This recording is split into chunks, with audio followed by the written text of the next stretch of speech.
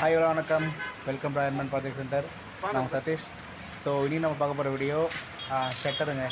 இந்த ஷட்டர் வந்து பார்த்தீங்கன்னா ரொம்ப நாளாக யூஸ் பண்ணாமல் அப்படியே விட்டதுனால துரு பிடிச்சி போய் லாக் ஆகிடுச்சு. ஸோ இன்றைக்கி அதை க்ளீன் பண்ணி சர்வீஸ் பண்ணுறோம். ப்ளஸ் க்ரீஸ் அப்ளை பண்ணி ஸோ மேலே ஸ்பானர் போட்டு கைட்டாங்க இல்லைங்களா. ஸோ அதுதான் வந்து பார்த்தீங்கன்னா ஷட்டரோட ஃபுல் பாயின்னு சொல்லுவோம்.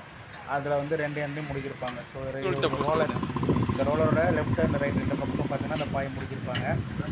ஸோ நடுவில் ஸ்ப்ரிங் போகுதுங்களா, அந்த ஸ்ப்ரிங் தான் பார்த்தீங்கன்னா டென்ஷன். ஸோ ஸ்ப்ரிங் டென்ஷன் தான் ரோலர் வந்து மேலே கீழே இறங்கும்.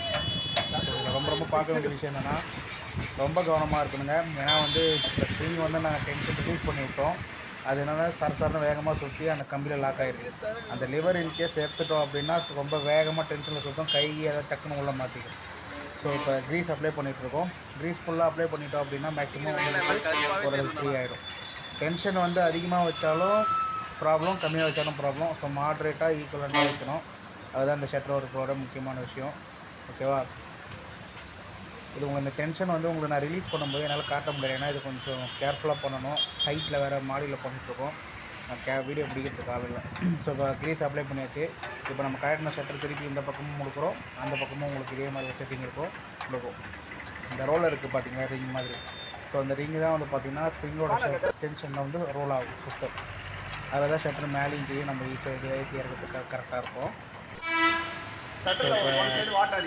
ஸோ இதில் வந்து பார்த்திங்கன்னா க்ரீஸ் அப்ளை பண்ணுறோம். ஏன்னா மூமெண்ட் வந்து பார்த்திங்கன்னா ஷட்டர் மேலேயும் கீழே ஏறி இறங்கும். ஸோ அதுலேயும் கொஞ்சம் உங்களுக்கு ரெஸ்ட் இருந்ததுன்னா பிடிச்சி இருக்கும். ஸோ அதனால் கம்ப்ளீட்டாக ஃபுல்லாக அதுலேயும் வந்து க்ரீஸ் அப்ளை பண்ணிடும். ஸோ அப்போ தான் ஃப்ளூயண்ட்டாக ஏறி அழகாக ஃப்ரிக்ஷன் எல்லாம் அழகாக இறங்கும். சரிங்களா?